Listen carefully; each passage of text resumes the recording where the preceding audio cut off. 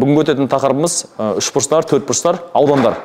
Енді қарапайымнан бастайық, төртбұрыштың ауданынан бастайық. Ең бірінші бізде берілетін ол тік төртбұрыш. Тік төртбұрыш дегеніміз барлық бұрышы 90 градус, ауданы а көбейтілген в, периметрі 2 көбейтілген жақша ішінде а плюс в. Оны бәріміз білеміз.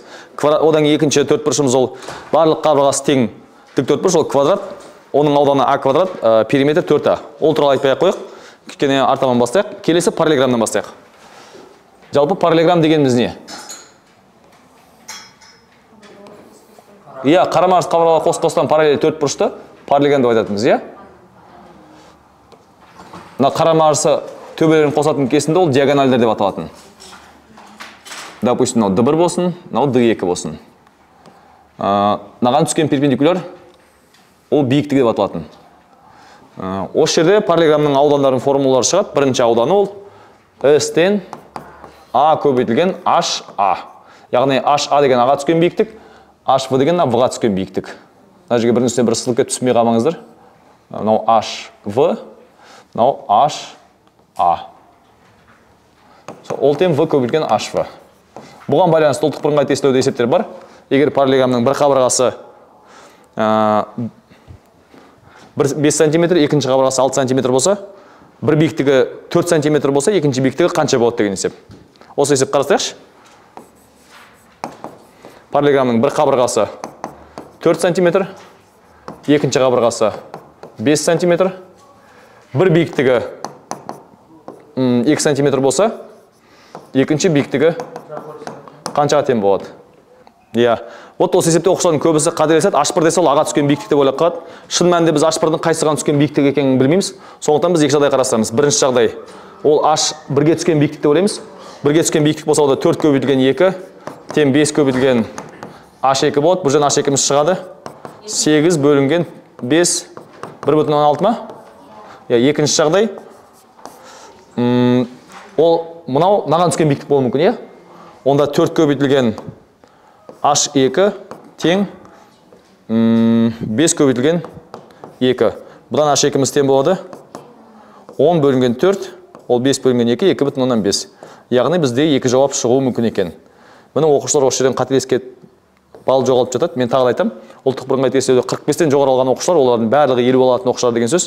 Осындай моменттерді ескермей қап, қате жіберіп атады. Бұнан осындай параллелограммның ауданына байланысты есептердің ерекшелігі. Енді егер қабырғасы мен биіктігі берілсе, оны аудан табу әрине қатты қиындық туғызбайды. Келесі параллелограммға қатысты формула ол мына екі қабырғамен арасында жатқан бұрышына байланысты. S-тен AB синус альфа деген екінші аудан екен. Бұл екінші формула. Яғни бұл жерде қатты қиын ештеңе жоқ. Үшбұрыштардың, параллелограммдардың кешірім сұраймын, екі қабырғасымен арасында жатқан бұрышы берілсе, оған байланысты ауданын таба аламыз. Енді ақыры параллелограммды айтқаннан кейін бұған байланысты формулаларын бәрін айтып кетейік. Параллелограммға байланысты тағы да қандай формулалар бар? Әрине диагональдарына қатысты формула бар, Ол қандай формула еді? Параллелограммның диагональдарының квадраттарының қосындысы қабырғалардың квадраттарының қосындысының екеселенгеніне тең деген формула бар. Міне параллелограммға байланысты маңызды осындай үш формула бар екен. Ромб дегеніміз не? Ромб дегеніміз ол барлық қабырғасы тең параллелограмм, анықтамасы. Яғни бүкіл қабырғасы тең. Ол параллелограмм болғандықтан параллелограммның қасиеттерін бәрін қабылдайды екен. Яғни мынаның қабырғасы А болса, мынау да А, мынау да А, мынау да А. Бір бұрышы альфа болсын, биіктігі H болсын. Бұл жерде HA деп айтудың қажет жоқ, өйткені екі биіктіктен болғандықтан бұның ауданның формасы S-тен А көбейтілген H болады. Бұл бізде төртінші формула. Келесі мына AB синус альфаға байланысты формуласы бар. Екеуі де А болғандықтан екеуін көбейте саламыз. А-тен S-тен А квадрат синус альфа деген. Бұл да ромбтың ауданының формуласы. Сонымен қатар ромбтың тағы да диагональдардың қасиеті бойынша бізде білеміз, ромбтың екі диагоналі өзара перпендикуляр болғандықтан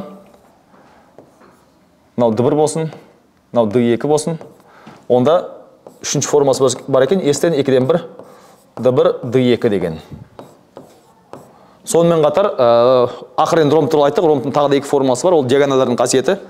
Ол d1 квадрат қосылған d2 квадрат тең 4a квадрат. Бұл жетінші формула. Енді бүгін іштей сырттай сызылған шеңберлер туралы төртбұрыштағы айтпаймын деп ойлағам. Енді сәті кеткенде айтып кетейін. Жалпы ромбқа іштей шеңбер сызуға болады, Жалпы төртбұрышқа қай уақытта іштей, қай уақытта сырттай шеңбер сызуға болады?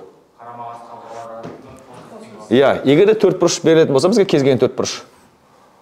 айта алған қабырғалар А, В, С, Д болса, бұған сырттай шеңбер сызылады, егер де А қосылған С тең В қосылған Д болатын болса.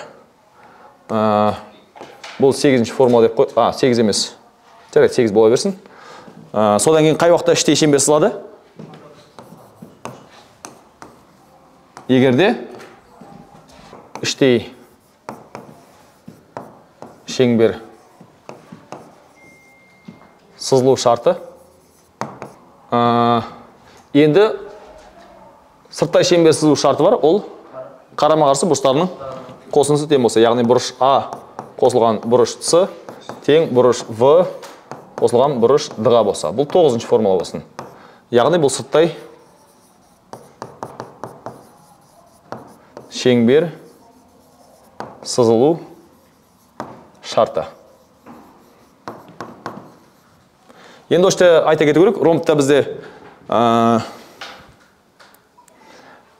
қарама-қарсы қабырғаның қосындысы өзара тең, өйткені төрт қабырғасы тең ғой. Сондықтан бұған іштей шеңбер сызуға болады.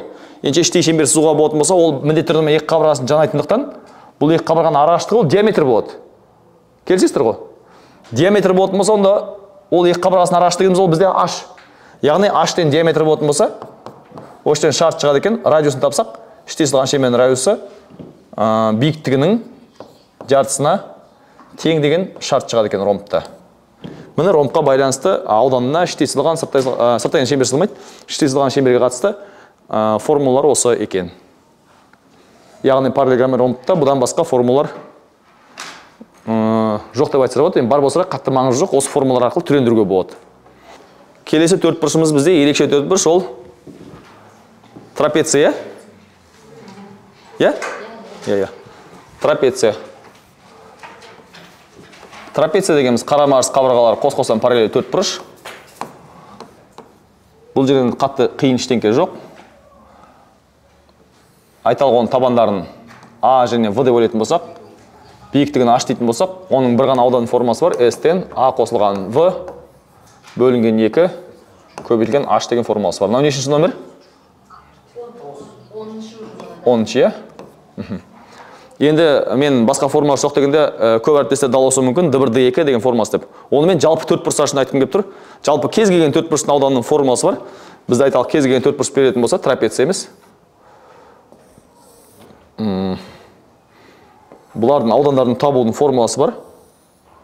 Айталық бұдан бір диагональ D1 болсын, екінші диагональ D2 болсын, және арасында бұрыш фи болсын. Онда кез келген төртбұрышты табудың формуласы S-тен 2-ден 1 D1, D2 синус фи деген кез келген дөңес төртбұрыштың ауданын табудың формуласы екен. Бұл формула аса қатты көп қолданылмайды да, бірақ трапецияның диагоналдары перпендикуляр деген есептерде оқушылар білмей қалады осыны. Диагоналдары перпендикуляр болса, фи 90 градусқа тең болады, синус 90-1-ге тең ғой. Сол мәндерді білмей қалады. Жаңағы ромбтың ауданында бар ғой, S-тен 2-ден 1 D1, D2 деген. Сол да осыдан шыққан деп ойлайсақ болады. Өйткені синус ромбтың диагоналдары перпендикуляр болғандықтан арасында бұрыш 90 градус, синус 91-ге тең, яғни мына формулаға тең болады ромбтікі. Енді үшбұрыштарымызға келейік. Үшбұрыштарда айтатын нәрсе көбірек және қызық. Қарапайым үшбұрышымыздан бастайық. Мынау үшінші,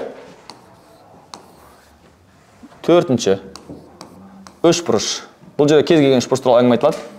Үшбұрыш берілетін болса, біз мұның өткенде тамаша нүктелер туралы айтып тастағанбыз. Үш биіктігі бір нүктеге қиылысады деп, яғни біз білеміз үшбұрыштың үш биіктігі бар екен.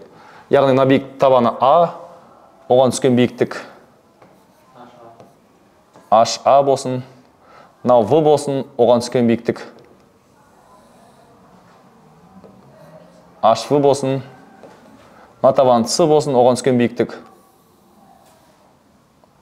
мына бір төбе өтеді барлығы HC болсын, болатын болса, онда бұның бірінші ауданы S үшбұрыш 2-ден 1 А көбейтілген HA, немесе ол 2-ден 1 V көбейтілген HV, немесе 2-ден 1 C көбейтілген HC деген формуласы бар екен. Так, кешірім сұраймын, 12-ші формула екен. Сонымен қатар бұның егерден бір бұрышы берілетін болса, айталық осы бұрышы альфа болатын болса, онда бұның екінші формуласы бар екен. S үшбұрыштен 2-ден 1 AB синус альфа деген формуласы да бар екен.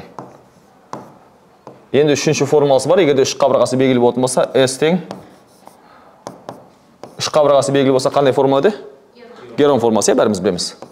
P минус A, P минус B, P минус C деген формуласы бар. Мұндағы P дегеніміз жарты периметр, иә? A плюс V плюс C бөлінген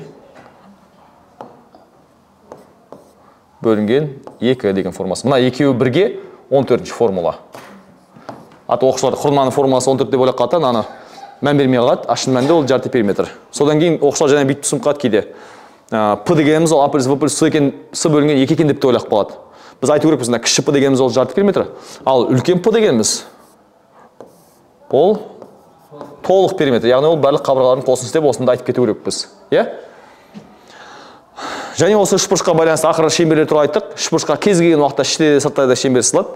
Енді іште де сыртта да шеңбер сызылатын болса, оның радиустардың формулалары бар. Яғни сыртта сызылған шеңбердің радиусының формасы AVC бөлінген 4S. Яғни ауданмен байланысты болғаннан кейін әдейі айтып жатырмын. Бұл 15-ші формула. Және іште сызылған шеңбердің радиусының формасы бар. Ол S бөлінген P. Бұл жердегі P тағы да жарты периметр, A плюс V плюс C бөлінген 2. Келесі біздің үшбұрышымыз, ерекше үшбұрышымыз ол тең қабырғалы үшбұрыш. Тең қабырғалы үшбұрыш болатын болса, оның жекеменшік формулалары бар. Яғни тең қабырғалы үшбұрыш дегеніміз ол барлық қабырғасы тең үшбұрыш, барлық қабырғасы да тең, барлық бұрыштары да тең, 60 градусқа тең, және ол. Осы үшбұрыш үшін бұның өзінің жекеменшік формуласы бар екен, дербес жағдай. Дербес формулалар жалпы бізге не үшін керек екенін өткенде айттық, ол есептеп жеңілірек шығару үшін керек, Яғни бұның ауданның формасы бар екен, ауданның формасы S-тен A квадрат түбірасты 3 бөлінген 4 деген формуласы бар екен. Бұл бізде 17-ші формула. Сонымен қатар әдеттегі үшбұрыштарға да іштей сырттай шеңбер сызылатын болса, бұл тең қабырғалы үшбұрышқа да іштей сырттай шеңбер сызылады екен. Сырттай сызылған шеңбердің радиусының формасы A түбірасты 3 бөлінген 3. Іштей сызылғандікі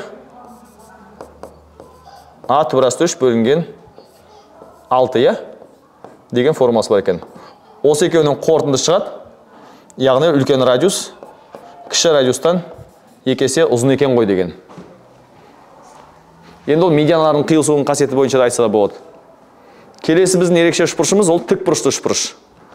Келесі біздің ерекше үшбұрышымыз ол тікбұрышты үшбұрыш, Тікбұрышты үшбұрышты өткенде біраз қасиеттерін айтқанбыз. Бүгін соның қалып қалғандарын айтайық. Мынау А болсын, бір катеті В болсын. Мынаған түскен биіктік H-сы болсын деп айтқанбыз өткенде. С болсын. Ол бірінші ауданның формасы S тең 2-ден 1 AV. Яғни ауданы екі катеттердің көбейтетін жатса тең. Немесе оны S тең 2-ден 1 S көбейтілген H-сы деп айтсақ та болады. Міне осындай бір ерекше формула, екі формуласы. Енді екеуі бір формула деп айта беруге болады. Содан кейін сырттай сызылған шеңбердің радиусы R-тен, бұны өткен айттым ғой ұмытпасам. С бөлінген 2, гипотенузаның жарысына тең. Және іштей сызылған шеңбердің радиусының өзінің жекеменшік формуласы деп айттым. A плюс V минус С бөлінген 2 дегенде формуласы бар. Және мынау MC-ға тең екен, оны да айтып қою керек. Гипотенуза өскен медианаға тең. Жалпы бүгін мен айтайын деген нәрселерім осы үшбұрыштар мен төртбұрыштардың аудандары, қасиеттері, іштей және сырттай сызылған шеңбердің радиустары. Енді іштей сызылған сырттай сызылғанды өткенде айтамын деп ойлағам. Енді осыған байланысты есепте шығарайық.